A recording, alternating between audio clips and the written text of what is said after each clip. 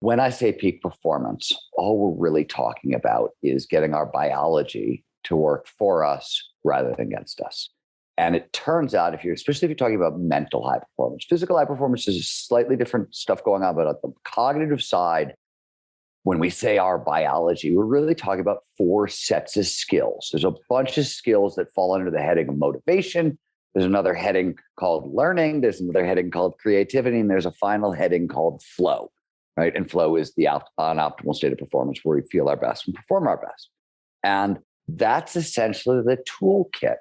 So peak performance is essentially learning how to use our hardwiring underneath all those tool sets to, essentially get our own biology to help us amplify performance.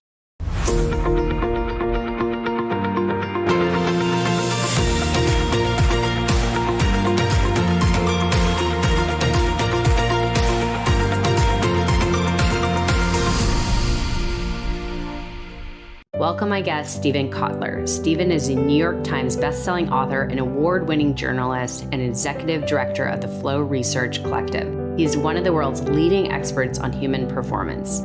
He's the author of 9 best-selling books out of the 13 books total, including The Art of Impossible, The Future is Faster Than You Think, Stealing Fire, The Rise of Superman, and Bold in Abundance. His work has been nominated for 2 Pulitzer Prizes, translated into over 40 languages, and has appeared in over 100 publications, including the New York Times Magazine, Wired, Atlantic Monthly, Time, and the Harvard Business Journal. Steven is also the co-host of the Flow Research Collective Radio.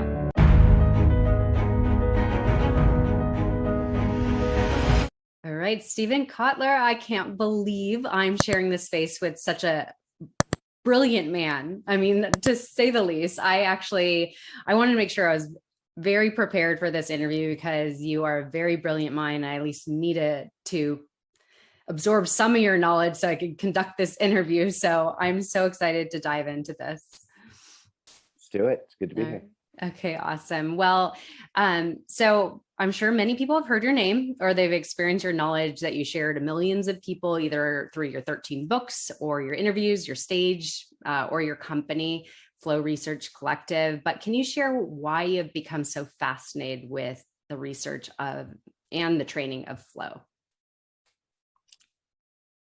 So there's a couple different origin stories, but what really changed my life was, so I became a journalist in the early 1990s, and journalism was the early 90s were sort of a little Wild West era. There was a lot of money flowing into journalism, into magazines that were exploding, and essentially you could get paid to learn shit. And I was like, you're kidding. If you could write, I can learn things for free from really smart people. Cool, let's do this.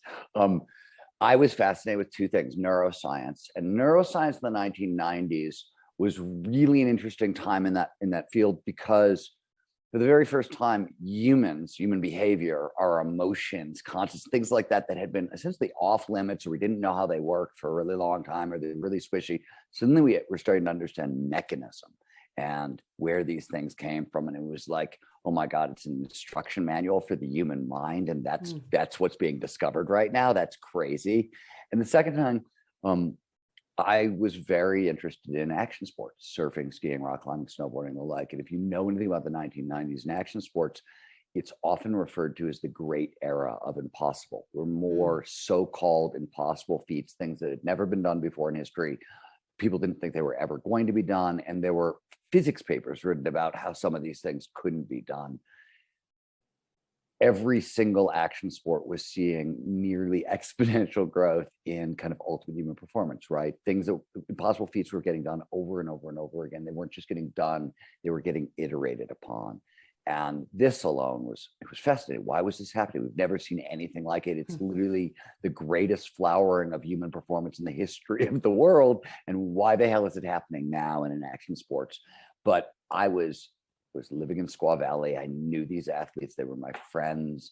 I was inside these communities, and up close, if you know anything about human performance, it doesn't look like what I was looking at. I was looking at a bunch of people who had really rough childhoods. Most of the people I knew came from terribly broken homes.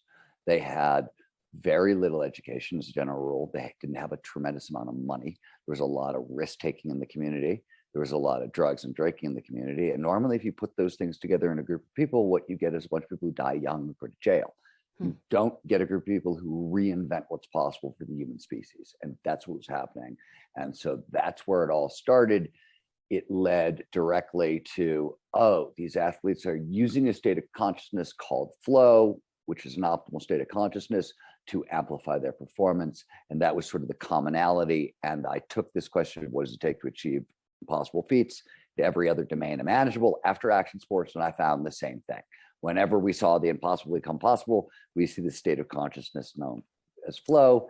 And, essentially, I wrote a lot of books about flow. And when that couldn't get me far enough, I started the Flow Research Collective, which is an organization of neuroscientists and psychologists. And we study the neurobiology of flow. So what's going on in your brain and your body when you're performing your absolute best.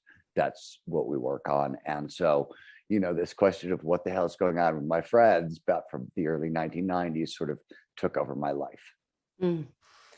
So fascinating that it was something that was just being discovered. Like, why are certain athletes achieving this impossible all of a sudden? Like, I remember the whole conversation of the 4-minute mile. I think you call this the Banter effect, or Bannister effect, after Roger Bannister, who broke the 4-minute mile. Yeah. And I think it was basically like, if one person has done it, then other people see what's possible for them. And it seems like this trickles into so many different things, is like, okay. Yeah. Yeah. I've got this, I think it's in my book, Rise to Remember, Travis Pastrana, who's the great, one of the best motocross riders in the history of the world. And the first guy, I want to say, to throw a double backflip, which was another one of those impossibles that nobody thought you could do on a motorcycle. And he talks about, I'm going to screw the quote up, but he basically said, look, you want to know what's going on in action sports right now? It's a collective result of a bunch of people using flow to tackle the impossible and no longer knowing where the line is. Like, that was the thing that was so unusual about that community. And in fact, I just had an event where we got together some of the older athletes are now in their 50s. We were talking about what that particular period was like, because it wasn't, now we it's not that we know where the upper limit is at all, but we understand the rate of progression. Like, okay, this is the rate it's going to progress at, and it's totally different than anything we've seen before. Back then, journalists would get together, once a year, twice a year at certain conferences, and we'd have these conversations like, what the fuck is going on?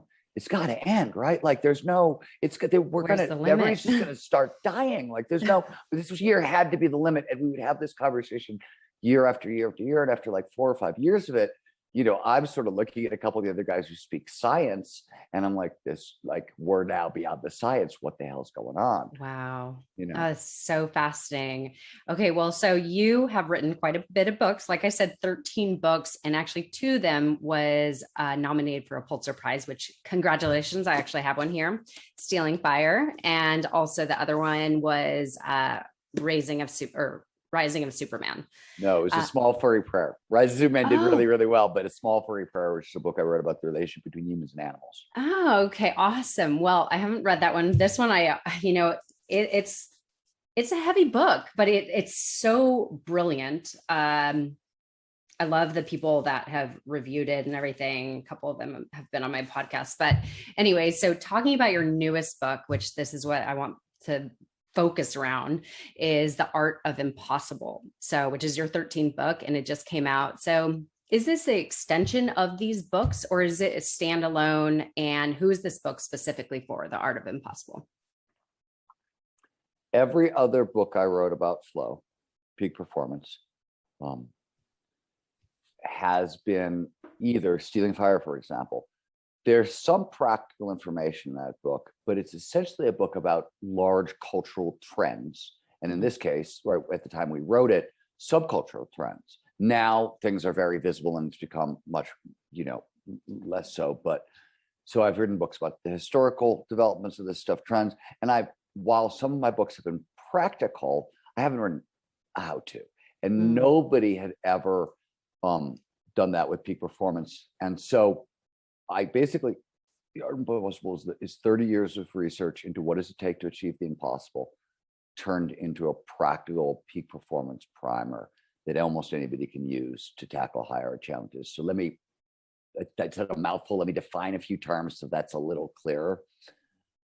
When I say peak performance, all we're really talking about is getting our biology to work for us rather than against us.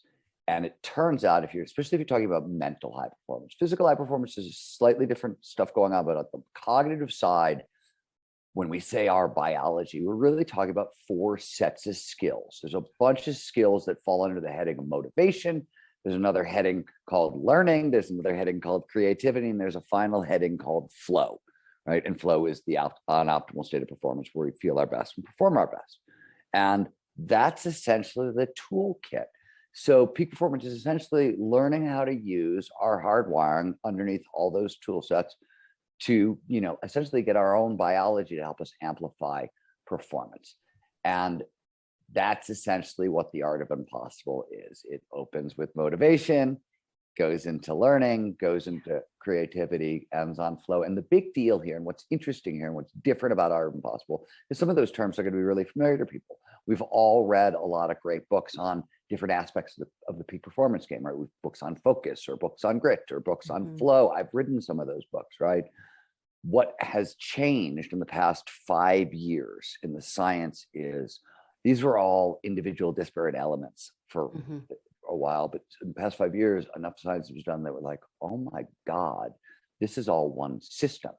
It's designed to work together in a specific order, in a specific way. And when I say designed, I mean shaped by evolution to work in a certain order in a specific. And it's not that you have to train grit in the exact order it was supposed to be trained by, or it's not going to, but that's not true at all. It's just that if you get the order right and you do these things, first of all, we have the full picture. Second of all, if you get the order right, you get so much farther, so much faster with just a lot less fuss. If you could pardon the alliteration, right? Yeah. That's the big deal here. And so that's what the art of impossible focuses on. Amazing. And I love it. I completely agree. It's a to-do book. Like you lay it out step by step. And that's what I've read through about half of it just to prep for this interview, because I just wanted to know more of what you share. So what I also love is you call it the art of impossible. I know you're a science guy, but you didn't call it the science of impossible. Why do you call it the art? It's a good question, because first of all, look, it's a book about the science of peak performance, and it's a book about how do you apply the science of peak performance in your day-to-day life to solve big challenges. It sounds like it should be about the science. And to take it a step further, what's all the work I do is based on I don't work in psychology. I work in neurobiology. And the reason is psychology is essentially, it's very, very useful as a discipline, but it's a metaphor. If you want something reliable, repeatable, effective, an actual thing you can work with, but neurobiology, it's mechanisms, how the thing works. So that would all lead you to believe it should be called the science of impossible, but how you apply that science on a moment by moment, day by day basis, that is an art form. The biological principles are the same. For example, if you're going to go after any hard challenges, you're going to need to take risks. We know that. We know that when we take a risk, we get a squirt of dopamine. Dopamine is essentially the original liquid courage. Long before there was booze, there was dopamine, right? That's among its many functions. Dopamine helps us rise to difficult challenges, and it does a bunch of stuff in the body to help us tackle those challenges. That's biology, right? But what is your risk tolerance, Erica? What is mine? These are shaped by genetics, early childhood experience, how you feel today, how much sleep you got last night. Did you get in a fight with your mom or your boyfriend or your girlfriend or your sister? How's your nutrition? How's your recovery protocol? All those things matter. So those individual differences matter a lot. So that's why I call it the art of impossible. To put like this in slightly different terms, I always say this we say this a lot at the Flow Research Collective, which is when it comes to peak performance, personality doesn't scale, biology scales. And what we mean by that is too often in coaching and peak performance, all these worlds, somebody figures out what works for them and they teach it to other people as if, oh, I discovered the secret here. Let me tell you what the secret is. And that's great. And it's kind and it's nice. And it's a mess. People, it's absolute disaster for other people. I can guarantee you what works for me is not gonna work for you. That's the one guarantee in peak performance, because nature, nurture, how all these other variables, it's an art how you apply it. That's very individual. What is shareable by everybody, the biology. Yes, you take a risk, you're going to get dopamine, right? It's going to be produced in the nucleus accumbens and the striatum, and these are the ways we're going to get it. That's biology. That's shared by everybody. And so that's sort of one of the things that I want to get at in the Art of Impossible. And I want to say one final thing,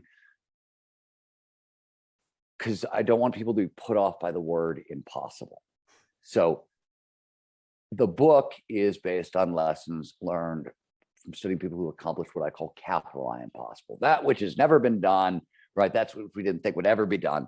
It is meant to be utilized by anybody interested in tackling what I call small I impossible, all those things we think are impossible for ourselves. And what do I mean by that? Let me give you one example. I grew up in Cleveland, Ohio. I grew up in the 70s in a blue-collar steel mill town. I wanted to be a writer from the time I was a little kid. I didn't know any writers. I didn't know how you became a writer. There were no books. There was no internet back then. There was no one to ask. It was like I woke up one morning and went, Mom, Dad, when I grow up, I want to be an elf. No way to hobbit. I'm going to be a hobbit, right? Like, how the hell do you get there?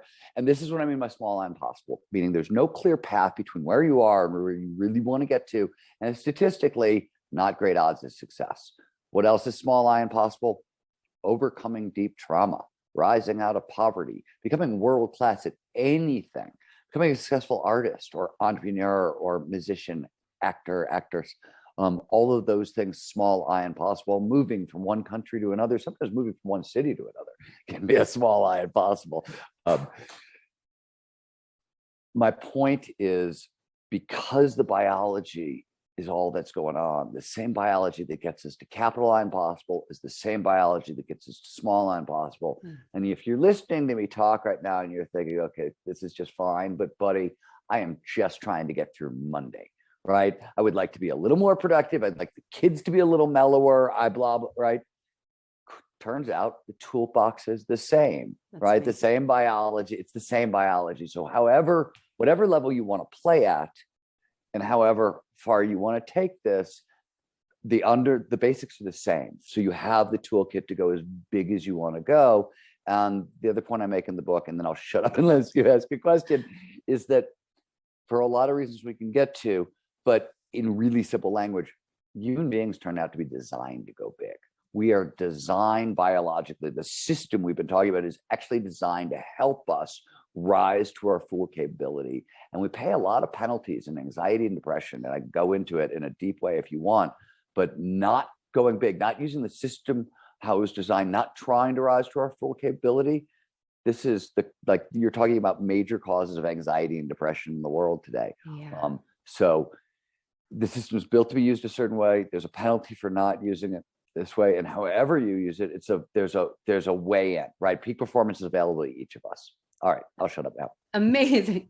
Well, just to pull out some things of that, I love that you mentioned that personality doesn't scale, but biology does. And I think that's a really, really key point that I know you express a lot. And I was interviewing Rich Diviney. Have you heard of him? He wrote the book, The 25 Attributes That Scale Optimal Performance. So do you know the book you just waved at me, Stealing Fire? Yeah. You know how it opens with a story of Rich Davis? I mean, I haven't read it in a long time, so I have to look at it. The opening story is about Rich Diviney. He's a very old, dear friend. That book opens with. Well, also I know Mark Divine is in this. Well, respect that man. He's been on my podcast and all the wisdom they share. But when you mentioned, he's a trip. Mark's a trip. he's so calm, so brilliant. I love Mark. But what I was going to say about the 25 attributes, it kind of talks about the whole personality, that we're all born with these attributes. We all have them. They're innate in us, but there's different levels for each human. And so that's the difference. Like the only way you could strengthen these attributes is that constantly putting yourself in that position to strengthen your grid. It's attributes. So it's interesting because Rich, I talked a lot about that as he was writing the attributes, and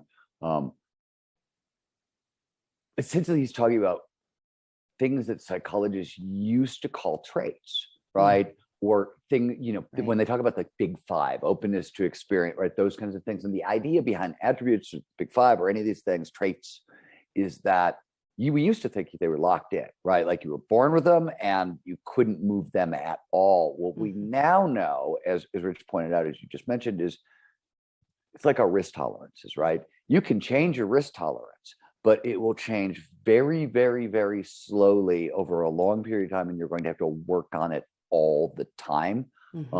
Whereas I can teach you how flow works, how the state has triggered. We do this at the Flow Research Collective, right? We have a standard 0 to Dangerous, our training. It's 8 weeks long. You go through with a psychologist or a neuroscientist as your coach, and we measure flow pre and post using the standard psychological. Everybody uses its most well-validated instrument in psychology tool. We get a 70 to 80% increase in flow. That's biology, right? It's not that our kung fu is so good. It is. But like, it's just because we're hardwired this way. That's very individual, and you can get that kind of effect. You can't I can come take a class. I could create a class on how to increase your risk tolerances, and we could do 8 weeks, and I could give you a PhD psychologist as a coach, and I could even give you bravery pills, right? Like I give you L-dopa, increase the amount of dopamine in your system, so you're going to be braver for that period of time. It's still going to take a decade. You know what I mean? 5, 10 years. It's repetition. Like that's the only way to build these, if you want to say traits or attributes. So that was just one thing I want to pull out and mention. And then the other thing, I'm curious, why do you think so many people get derailed from achieving the impossible? Of course, this big audacious goal. Let's just go big, the big I. Like, why, if somebody has this vision and they're going after it, what is the reason they get derailed or off track and they don't achieve the impossible? What's happening? So it is. So first of all, there's stuff that's going to happen that we could put under the heading of life shit, right? Yeah, so let's ignore the COVID, whatever. Right, exactly. Like, so I can't speak to that. Natural disaster, I'm not, right. All that stuff aside, as a general rule, if it's not a health concern, that sort of stuff, it's always a breakdown at motivation, learning, creativity, and flow. And I will say, usually the biggest problem. So when I say, hey, our biology is a system and these terms are catch-alls, let's drill down one level and let's speak to something specifically because it's easier to answer the question. When I say motivation, when psychologists say motivation, when I talk about motivation in the Art of Impossible, it's a catch-all term. It means extrinsic motivation, money, sex, fame, the stuff we'll work hard in the world to get. It also means intrinsic motivation, and I'm focusing on the big 5 intrinsic motivators. These are curiosity, passion, purpose, autonomy, and mastery. You're also talking about grit and goal setting. This is the category of motivation, but let's just go to intrinsic motivation. So when real peak performers are going after high art challenges and people who know what they're doing, certain things have to be in place when it comes to this. First of all, the way to think about this is, if you're going after a physical challenge, you would stack fuel sources, right? You would have carbs, you would have fats, you would have protein, you would make sure you're well hydrated, you would make sure you got plenty of sleep the night before, you would blah, blah, all the stuff you would need to prepare for a physical challenge. You'd want as much fuel going in as possible. The same thing is true with any challenge mentally. We want as much motivation as possible going towards high hard goals, because they are high and hard. They are long, they are grueling, they are going to crush your soul. And you want all of your intrinsic motivators pointing in the same direction. And you also then want, there are 6 different kinds of grit skills. They all need to be trained, developed independently. You can, once you've sort of got the basics, you can train them together and it's less and less, but you have to start training them individually. So why do people get derailed? They don't have all of their intrinsic motivators pointing in the right direction, right? Their curiosity isn't aligned directly with their passion, which isn't feeding into their purpose, right? Which isn't, and once you have the system has purpose, it wants autonomy, the freedom to pursue that purpose. And then the next motivator comes into play, mastery, the skills to pursue it well. All those things need to be aimed in the same direction. When they're all aimed in the same direction, and your extrinsic motivators are properly lined up, that's all the mental fuel. And you got to tell the truth. You know, just like with physical fuel sources, sooner or later, you know, if you're an athlete, you know, you're going to bonk. If you don't resupply, you're going to run out of energy and hit a wall. Of course, same thing's going to happen with your mental fuel sources. So you have to have all the 6 levels of grit trained up. That is often where I see most of this stuff go right. In fact, that was sort of one of the reasons I wrote the book. I have friends who do really, you know, I do a lot of work on technology and disruptive technology. That's the other side of a lot of the work I do. And a lot of the people I work with are really using technology to go after, you know, solve healthcare and poverty and water scarcity and energy crises. And like, these are really serious things that we need in the world. And they're things that I don't know how to do. And it's very rarely the like business and the mechanics of the challenge that trips them up. If people get tripped up, they trip over their own feet most of the time, right? You get in your own way. And I mean, I don't know, any list of the world's leading experts on this stuff is probably going to include me. And I get in my own way and I trip over my own feet all the time. You know what I mean? Like, it's even when you're really great at this stuff and you're a leading authority on it, you still get in your own way and trip over your own feet. That's just, that's how the game works, I guess. Yeah. But, you know, so, I mean, it's going to happen. And I got really frustrated with watching it happen to like really magnificent people who were trying to do like great work in the world. And I was like, okay, I can't help you solve poverty in sub-Saharan Africa. I mean, I can a little bit, but like, I don't have what you have, but I can help you not trip over your own feet along the way. That I know how to do. So that's sort of what Art Impossible was. That was a little bit of why I wrote it. Amazing. And I know that is basically, you laid out the formula of achieving flow, which is the motivation, the learning, and the creativity. I'm curious, when it comes to motivation, you hear people say motivation is bullshit. Like, it doesn't last, you know, whatever. So you include motivation in there, but because you add in the extra formula of what keeps motivation going, you have to have these other components to make it work and last, right? Yeah, I mean, motivation is a complicated thing, and this is a daily negotiation. Like, there's nothing in human performance that like you're never over and done.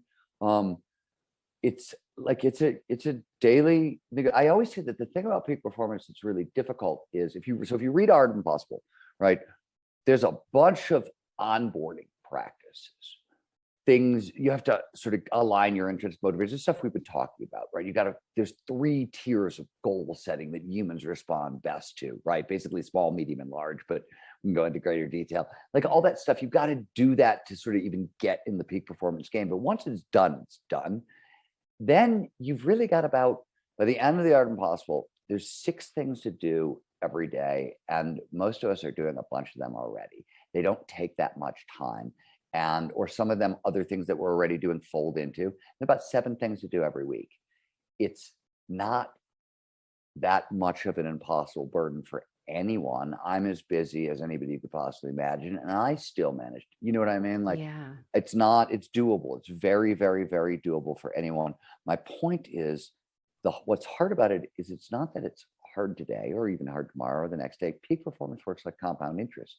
You know this, right? It's a little bit today, a little bit tomorrow, and the real results, the results you really care about, like the really big successes when they start really rolling in, those are often, I mean, you'll make immediate progress, but you'll see the really big stuff starts happening 6 months, 8 months, a year, 2 years, 5 years out. You're like, oh my God, I cannot believe what I've managed to sort of accomplish, right? And that's the compound interest you're going after. But it doesn't look like that on the front end. I always say that the 2 hardest things I have to deal with in the work I do is, one, this compound interest problem. Because there's stuff that shows up right away, of course. But what you're really looking for, you actually have to, for a little while, you have to just trust. You just got to keep doing the work and doing the work. The other thing I always say, especially if you go down to like, how does flow work? And I want more flow in those kinds of things, or motivation or learning, all that stuff. But flow is really good this way. I always say the biggest problem with the work I do is I don't do substances. I don't do pharmacology. I don't do technology. And quite simply, the reason is this. If I was being really dramatic, I would say, Erica, back when I was a journalist, I was shot at on 6 different occasions. And at no point when somebody was shooting at me, could I walk up to the person who was firing the gun and say, excuse me, dude, could you just pause with the AK a second while I microdose and use this brainwave and train machine so I can then dodge your bullets? Because, right, that's just not how it works. Or when your boss says, hey, can you get in here and do that presentation we're going to do next week? I need it now, and I need it from my boss and her boss, and the future of your world and the job depends on it. Or the really common experience that we have all the time when the significant other says, honey, could you come here a minute so we can talk about something? Right? There's no time for a tool or a technology. You need something that's reliable, repeatable. It's going to work all the time. And that's psychology and physiology. Those are the interventions that work. And the problem with air is they're not sexy. Like nothing I do, if you talk about it at a bar on Friday night, is going to get you laid. I guarantee it. Will not. You'll be better off going in with the biohacker crowd or the psychedelic. But you'll leave crowd. more enlightened, at least. You will. I agree. You will. Absolutely. It just doesn't. So that's, people have resistance. They want something whiz bang, super sexy. Yes. And the stuff that actually works, they don't believe it. And then when they actually deploy it, it doesn't work fast enough for them. And right. Like, so those are the difficulties, and you will get results, but they get spectacular over time, and that's just the rule. Yeah, and actually you mentioned the stacking, and I know this is commonly spoken about in the Navy SEAL world, is these micro tasks that lead to your big audacious goal, that you must do these little things so you get that dopamine hit, and then it gets over and over and you create this momentum. And so just bringing that point out, what were the, I want to jump around a bunch because I have a lot of questions, but those 6 tasks that you recommend people daily to do, can you kind of jump through that a little bit? I'll just give you, I'm going to leave some out because I don't have the book open in front of me, and it's been a while since somebody's asked me to do this. And people should read the book. And people should read the book. But let me frame it slightly differently, because a lot of them are folded into this, and then we'll have there's some flow stuff. But like positive psychology has spent 30 years sort of looking at like, what are the basics for cognitive high performance? And they're not talking about flow or motor, any of the hard stuff, but like, what should you be doing? And what we've discovered is there are 3 things that you need to do almost on a daily basis to maintain the energy levels you need for flow. Is optimal performance. It's a high energy state. It takes and if you really want to amplify performance, you want to be able to get in flow reliably, repeatable over and over and over again throughout a day, throughout a week. That's a lot of energy. So how do you maintain the energy you need for flow? There's 3 things that matter. And none of these are going to be shocking to you. Hydration, nutrition, number 1, 7 to 8 hours of sleep a night. And no, sleep is not really, from a performance perspective, if you're interested in flow, it's not super negotiable. The research is pretty clear. We all basically need 7 to 8 hours of sleep a night. There are occasionally times you can get by with less, but if you really want to make flow, peak performance states reliable and repeatable, that's often the rule. And finally, the third one is interesting. Mostly everybody knows it's important. Most people don't realize it's important for energy, is social support. Maintaining robust social support networks and ties really matters for energy. And the way you have to think about it, we all know this in big level, right? You get in a fight with your mother, your sister, your brother, your spouse, your girlfriend, boyfriend, whatever, you're exhausted afterwards, right? And you can't focus and you can't really think clearly. And if you don't sort of solve the problem, it'll linger for days. And you notice like you solve the problem and suddenly you're like, oh my God, I'm clear-headed. I've got so much energy again. Yeah. Yes, there's energy requirements for social stuff, but at the micro level, this is what people don't realize. Whenever you face a challenge, I mean, like your dog shits on the floor and you got to clean it up, kind of like whenever, like something that is just, it could be that small, it could be something big, it could be a work problem. Your brain makes a basic risk assessment. It wants to know how much energy do you need for this situation, basically, and how scared should you be in this situation. And one of the questions it always asks is, how big is your posse? Right? Are you solving this problem alone? Because if you're solving this problem alone, might be a really serious problem. And maybe you need a lot of energy and we should be freaked out and whoa. But if you've got friends around to help and people who love and care for you, and they're going to pick you up should you fall down, you feel safer, less energy, right? So that's how you want to. One of the things you have to do every day is get 7-8 hours of sleep a night. One of the things you have to do every week, and it depends. I'm an introvert. I can literally like 2-3 hours of kind of like conversation with other humans a week. And like, that's robust social ties. My wife's an extreme introvert too. And we literally we can talk to each other for like 20 minutes a day, like for once on end. And that's like it. And it's totally like, we have a kind, loving, we're crazy about each other relationship, but like, that's how we're wired. Yeah. But some people need that daily work. Other people need it. Okay. So that's one side. Here's the second side. This is going to be no surprise either. And by the way, let's go back to the energy side, just because most people don't know this. Yeah. Usually, if you're interested in peak performance, you could screw one of those things up a day. Nobody really tells you this, but like if you screw up hydration, nutrition, as long as your social ties have been solid and you've got enough sleep, you're still probably going to be able to get into flow and perform at your best. Or, you can't make it repeatable. You can't do it every day, but you can get by with like screwing one of those things up a day, and it still won't cost you 2-3 days in a row. You've got a real problem. On the other side, there's a mental side, a cognitive side. Anxiety blocks peak performance. Little bit is good. Little bit keeps you a little alert, awake, paying some attention. Pep in your step. Right, pep in your step, whatever. Too much, and too much cortisol and norepinephrine, which is what's underneath anxiety, really bad for performance. Is a huge, huge penalty. We can talk about that penalty later, but how do you block anxiety? This too is not surprising. We know this. There are 3 basic techniques. You can do a daily gratitude practice. You could do a daily mindfulness, respiration, breath work, focus meditation, or Vipassana meditation, or you can get regular, but 20 to 40 minutes of exercise. Right. And if you're exercising for kind of anxiety relief, what you're looking for is you're looking for the brain and the body to release nitric oxide. We experience nitric oxide, right? It gets quiet upstairs. It flushes the stress hormones out of our system. But when our lungs open up, but 20 to 30 minutes into an exercise session, your lungs will open up a little bit. That's nitric oxide. That's a signal that the stress hormone's been flushed out of your system. So however long you need to exercise for fitness, if you're exercising to lighten your cognitive load and the anxiety, that's the sign you're looking for. And what I tell people is, under normal conditions, pick one. Right? Do a 5-minute gratitude practice, or to get the stress reduction results from mindfulness, you need 11 minutes of meditation or 20 to 40 minutes of exercise. If you're stressed out today, do 2. If you worked for me during COVID, you had to do all 3 every day, right? I wouldn't my whole staff everybody I worked with had to do all 3 every day, because we were in a super high stress time, and we're a peak performance company and we have to be performing at our best. Otherwise, what are we doing? So those are the basics. Everybody knows that, but it's helpful to kind of lay that out.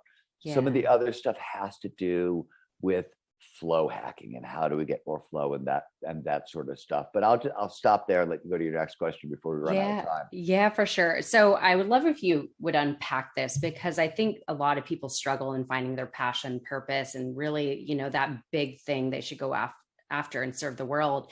And I love how you break this down. And I actually heard Jason Silva speak this on stage, starting with curiosity, moving to passion, and then purpose. Can you kind of walk us through the process of how to uncover that? It might be a lengthy process, but you could break it down as. No, I will do it very, very quickly. And then I will give your listeners something for free that will help them with this. Nice. So, thank you. I just want to give you a little, if you want the gritty detail, Art of Impossible is going to be your friend here, but curiosity is quite simply, if you want, we all want passion and purpose and those bigger motivators, but what we don't realize is that they're built, one is built from the next, is built from the next. Curiosity is the most basic motivator there is. And what's the big deal with curiosity? What's the big deal with passion, purpose? These are terms that we love to, especially in Los Angeles, where you are, see a lot of people wanting to mystify these terms. And maybe maybe that means something. But from a performance perspective, what's the big deal? Why do we want passion and purpose? Like, what does it matter? It gives us focus for free. When you're curious, you automatically pay attention to things. When you're passionate about something, like think about when you're passionate about a lover, you cannot stop thinking about them. They're always in your mind, right? Massive amounts of focus for free. The brain uses 25% of our energy all the time. That's at rest. When we're trying to pay attention to something that we don't want to pay attention to, it's burning so much energy. It's inefficient. You can't perform at your best that way. You need curiosity to get focus for free. Curiosity is designed to be built into passion. When you find the intersection of multiple curiosities, one curiosity just doesn't have enough energy as a motivator to sustain you over the long haul. But if you can find 3 or 4 or 5 things you're curious about, where do they intersect? And then you want those Navy SEALs talked about micro tasks for the little wins, for the dopamine. That's what you want. You want, where's the curiosities intersect, and how do I learn stuff there and play there so I can get these micro wins and micro wins and micro. That's how you build curiosity into passion. Once you have a passion, you want to find a way to use your passion to solve a problem in the world that is for a group that is greater than you, right? This doesn't have to mean other people. It could be plants, animals, ecosystems, right? But that's how you get purpose. If you go to www.passionrecipe.com, so many people found this useful. We turned it into kind of a mini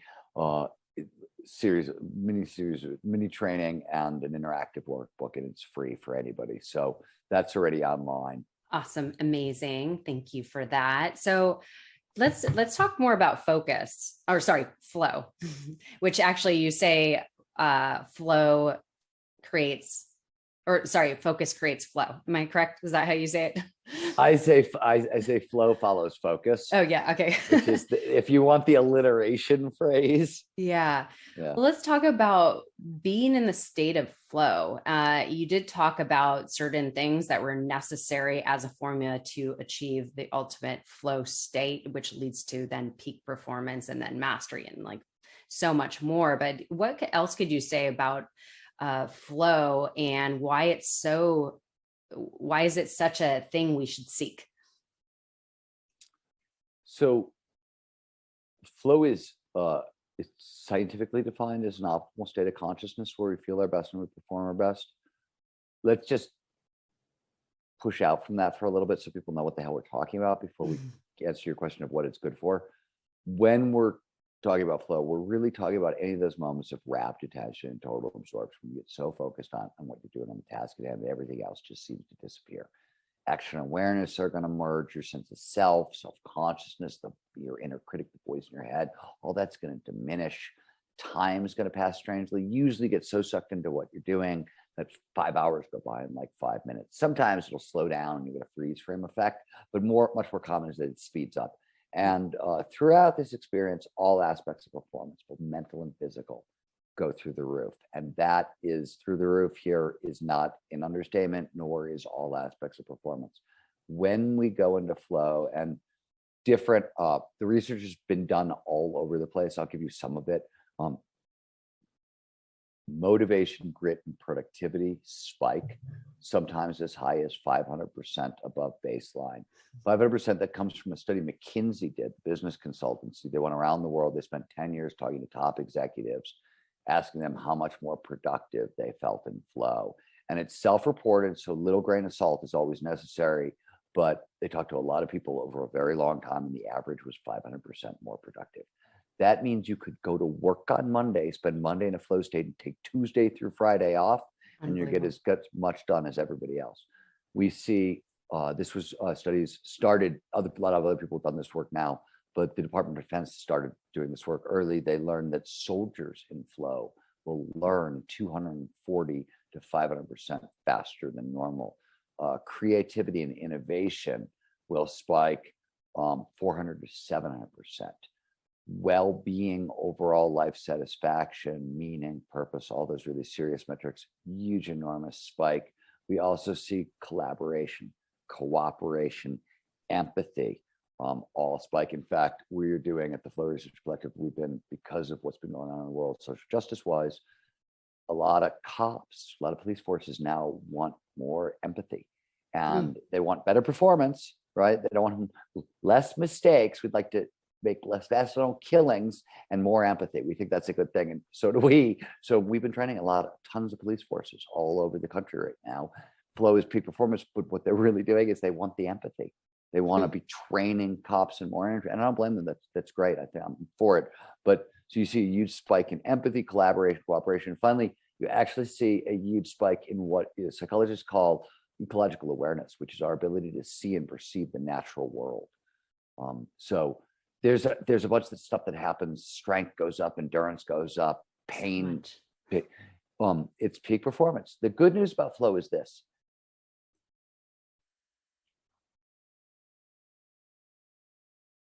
Most mammals, all social mammals, can get into flow because the systems it's based on our ancient biological systems, and it's been around for a very long time. So anybody listening to me can get into flow. And so all these massive spikes in performance are absolutely available to each and every one of us.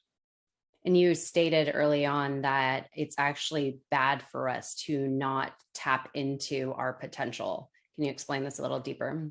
Yeah, so this is a great time to ask that question because we've covered enough of the basics. So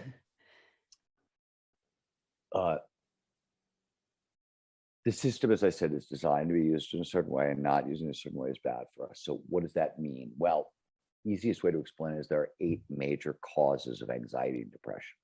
And it's worth pointing out that anxiety and depression right now are at epidemic levels. And right, 1 out of 10 adults is going to be diagnosed with anxiety or depression over the next year. Largest drain on global public health coffers, and we suck at fixing the problem. Somebody kills themselves once every 12 seconds, right? Yeah. Like, that's crazy. And it's trickling down to youth, which is just horrific. That's another topic.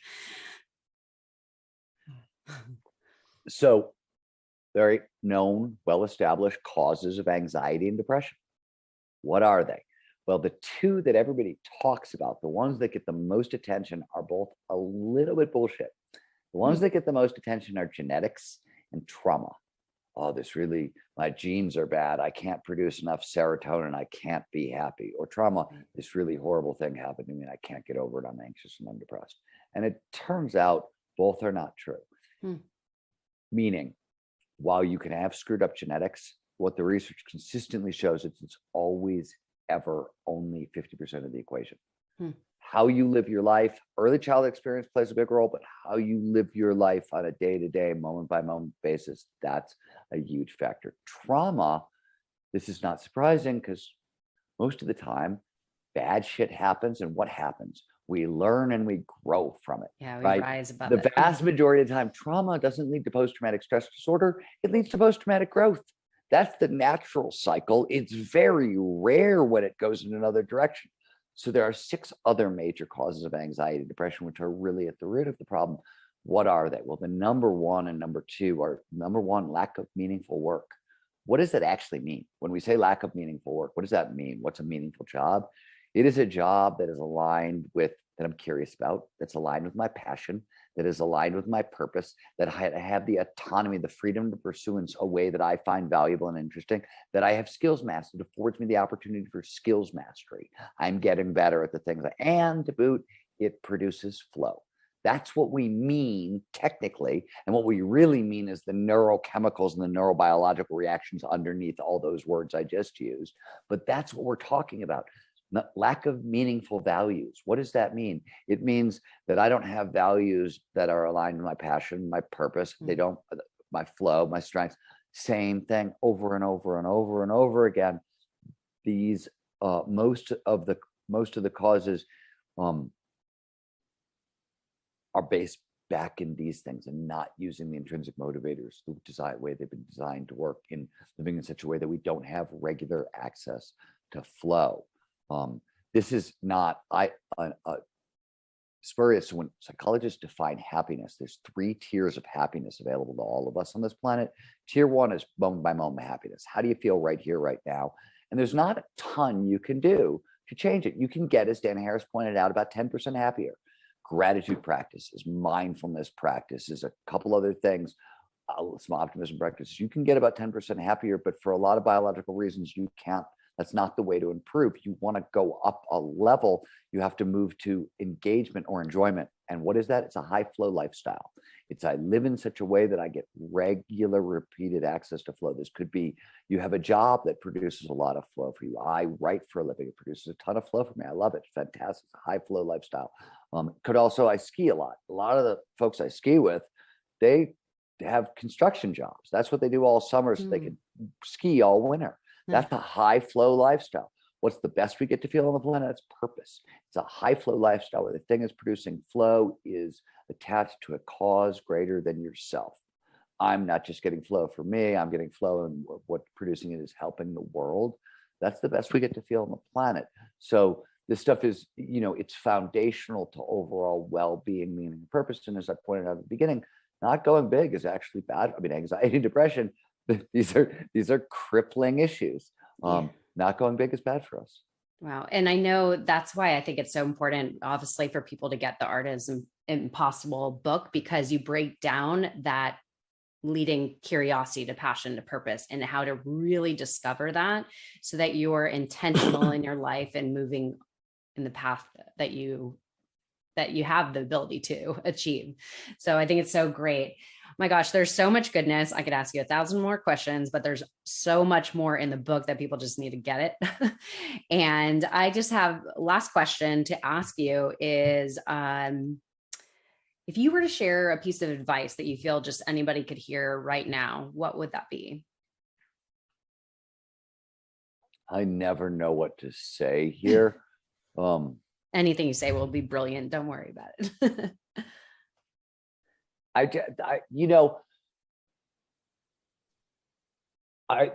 guess this is where I'll end, I guess, because it sort of sums everything up. If I were to look at the 30 years of peak performance research I've done and whatever, and give it to me in two sentences, that kind of thing. Yeah. The sentence would be number one, over and over and over again, I have learned this lesson. We are all capable of so much more than we know. So much more than we know. But the second one, this is sort of the advice part, is that human capability flat out is invisible, and it's invisible. Human potential is invisible, especially to ourselves. And this is not, I'm not being metaphorical. I'm being actually literal for 2 reasons. One, there's overwhelming data that says you do not know what you are going to like or be good at until after you do it. And this is in very closely related fields. I can go to LeBron James. Let's say LeBron has never played badminton before. LeBron, and do you think you're going to be good at badminton? This is one of the best athletes in the world, and you're asking him if he's going to be good at another sport, and are you going to like it? The research is overwhelming. He won't be able to answer the question. He will not know if he will be good at it or if he will like it. On a grander scale, human capability, human potential is always an emergent property. When we use our skills to the utmost, we find out what we're capable of. When we use our skills to the utmost again and again and again and again, that's how we actually learn what we're capable of. And until you're doing that, like compound interest, day after day after day after day, you have no idea. So I always think about this, and I would, like, when I talk about flow, I always say this sort of towards the end of when I'm talking about it. I said, look, everything I talk about, it's wonderful, but it's also sort of terrible. And what's terrible about it is you got to sort of ask yourself, like, what am I not doing? Like, what kind of grand challenge, impossible thing would I go after if I could be, I don't know, 500% more productive or 300% more creative, or I could cut learning time in half? This is exactly what the science of peak performance makes available to each and every one of us, right? Like it's right there for all of us. What we choose to do with this information is entirely up to us. Right? And that's empowering that's completely empowering that we have the choice to go as far and as high as we choose to go. And like I said, it's literally a map piece to get there, is everything you share. And it's very simplistic, to be honest. Well, that's the craziest what's amazing. It is. I mean, it's funny because there's deeper and deeper, you know what I mean, levels of it. I always say that the problem with the Art of Impossible, and I'm writing a follow-up book that is solving this, but I can't get the actual application on a day-to-day. How does it differ moment by moment? That sort of stuff. That's what's missing from so it's a playbook, right? But I sort of think it's like beginner to intermediate. There's an expert level of like, well, how do you use this stuff? Right. Most of the people who come to the book are like, well, what is flow and how do I get more of it? Once you're getting reliable, repeatable daily access into flow, there's a whole different set of questions. Oh, wow. How can I maximize this state? Yeah. How do I turn micro flow into macro flow? And right. So there's all that, but anybody can get in the game, and you can get, you go as far as you want using the stuff that's in that book. You don't need to know anything else. Amazing. I love it. And do you always have open enrollment for your program? What is it called? Zero to Impossible or zero to Dangerous? You can go to www.zerotodangerous.com. We do, they're open enrollment. I think they tend to push classes to like groups of people together. So there's cohorts a little bit sometimes, which will be like once a month, depending on which class we're sort of starting. But go to zerotodangerous.com and we interview everybody. You'll go there. You're going to sign up for an interview with somebody on my team. We do that to make it essentially, you're getting essentially free peak performance coaching for a half an hour with one of the best minds in the world. But it's really about, is this class perfect for you? Because we want, like, the goal, we want you zero. Yeah, I don't know anything here. I want to come out the other end dangerous. I could kick serious ass in the world. Yeah. It's also the one thing I want to tell people, this is not self-help. This is actual real hard work. It's not a light class. Don't go into it thinking it's a light class. It's a lot of work, but we get significant, serious results. And we train everybody. We train about 1,000 people a month, from U.S. Navy SEALs through professional athletes, through C-suite executives, to all the Fortune 100 companies, through, tons of normal people, soccer moms in Indiana, and insurance brokers in Delhi, and, stockbrokers in London, and, take your pick. And what's cool about that, and the reason I'm mentioning all that, is we get huge data sets. So we've got all the research science that we're doing with the neuroscientists and whatever on the front end, but we've got as one of the world's leaders in the space, it's phenomenal because we've trained so many damn people at this point that we have a really good idea of what works, what doesn't, and that sort of stuff. And so everybody sort of benefits from that, which I think is cool.